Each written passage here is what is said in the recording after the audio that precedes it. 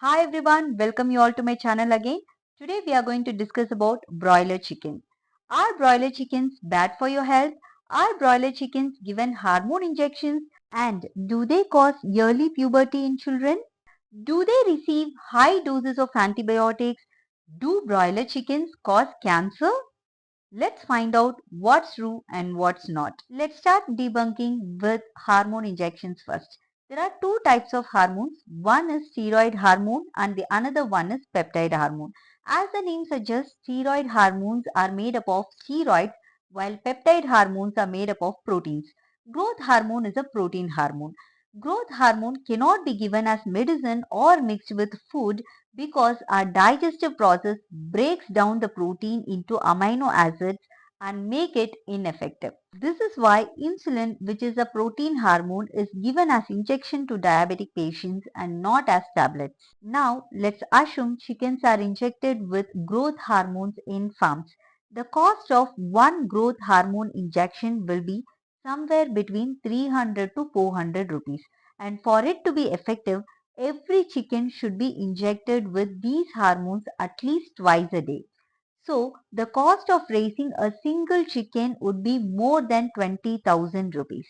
Do you think this is a profitable business? Of course not. And first of all, there is no need to give hormone injections to the chickens. Broiler chickens are naturally capable of growing faster as they are created through a method called selective breeding technique, and also as a result of advancements in nutritional science. Hens are fed with nutritional feeds to support faster growth. Hence, both biologically and economically, there is no logical reason to give hormone injections to chickens. Let's now discuss the issue of yearly puberty in children. Growth hormones are species specific. That is, growth hormones of one species will not be effective for another species. Humans are not birds, and hence growth hormones of chickens will have no effect on us. Also, in one research, it has been proved that children who ate non-vegetarian diet and children who ate vegetarian diet both had no significant difference in the age of puberty. Hence, it turns out to be chickens have no role in early puberty. Also, worldwide, there is reduction in age of puberty, and this is because of increased calorie intake of female children. Hence, junk foods which are high in calories and low in nutritional value should be avoided, especially foods high in fats like chips, biscuits, pizza, and other fast foods should be avoided. But there are constant claims on social media that chickens receive injections in farm. What injections are they? They are nothing but vaccination injections. As we get vaccinated to avoid infections, chickens also get vaccinated, and this will not affect us in any way. Instead, it will protect us from infections.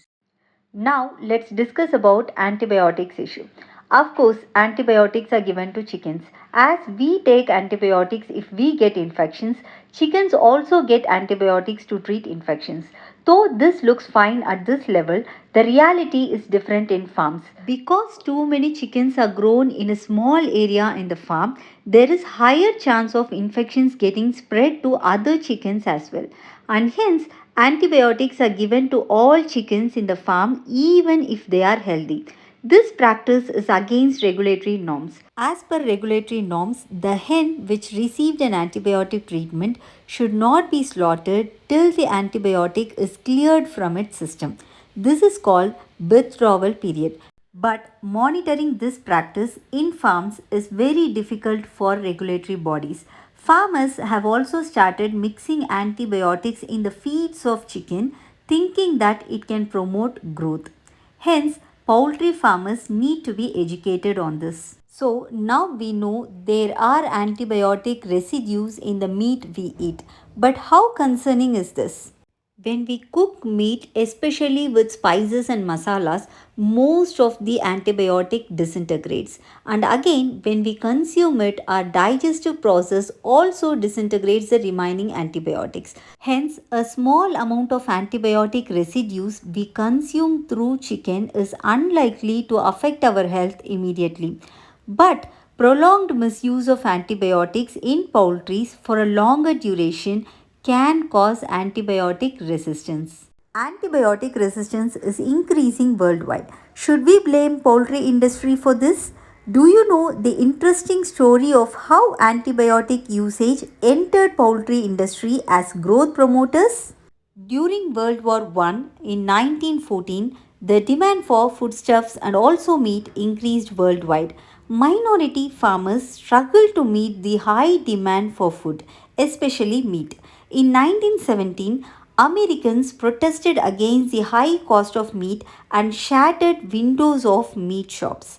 Outbreak of World War II led to ban on animal feed imports, and this worsened the situation. High production cost of meat increased the price of meat. By then, scientists had to solve the issue urgently to avoid protest. Scientists worked hard to find cheaper alternatives that can aid faster growth of farm animals. Successfully, scientists discovered that chickens fed with vitamin B12 supplements containing residues of aureomycin and antibiotic grew 50% faster than chickens fed with vitamin B12 supplements that do not contain this antibiotic.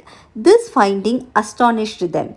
Though the exact mechanism of how antibiotic resulted in faster growth in chickens is still unclear, scientists knew that lower doses of antibiotics in feeds resulted in faster growth.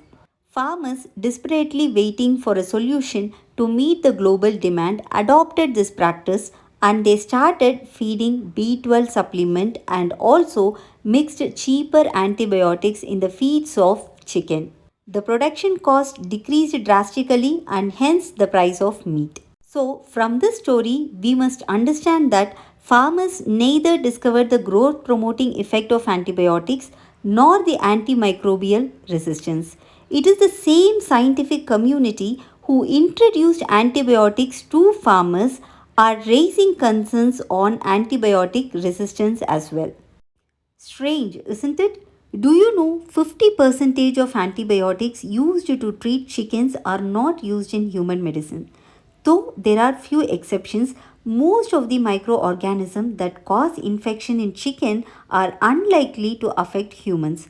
But by this, I do not justify the use of antibiotics as growth promoters. Social media often fails to view the broader picture of a public health concern and highlight a smaller portion of it. Direct misuse of antibiotics by humans is more concerning and dangerous than antibiotic misuse in poultry. People who buy antibiotics from pharmacies as if they are buying a chocolate should be blamed. Pharmacies who sell antibiotics without doctor prescription should be blamed.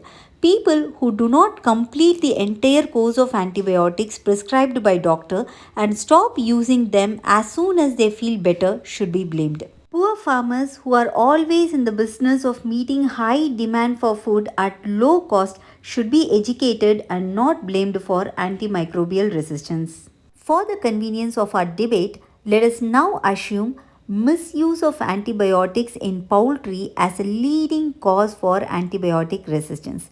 To validate this, a research was conducted in New Delhi. In this research, antibiotic resistance was studied for bacteria derived from chickens labeled as antibiotic free chickens and also normal chickens we buy from shops. This study focused particularly on E. coli bacteria, a bacteria known to cause urinary tract infection in humans. Everyone, including the researchers, were expecting that antibiotic free chickens would have less number of antibiotic resistant bacteria. But the result left everyone dumbfounded. The multi drug antibiotic resistance was 92% in so called antibiotic free chickens and only 82% in conventional, that is normal chicken. So, buying antibiotic free chicken is not a solution for antibiotic resistance. Let us now discuss the scariest topic, that is broiler chickens causing cancer. When we cook meat, certain compounds known as glycotoxins and polycyclic aromatic compounds are released in food. This is applicable to all types of meats including chicken, mutton, beef, etc.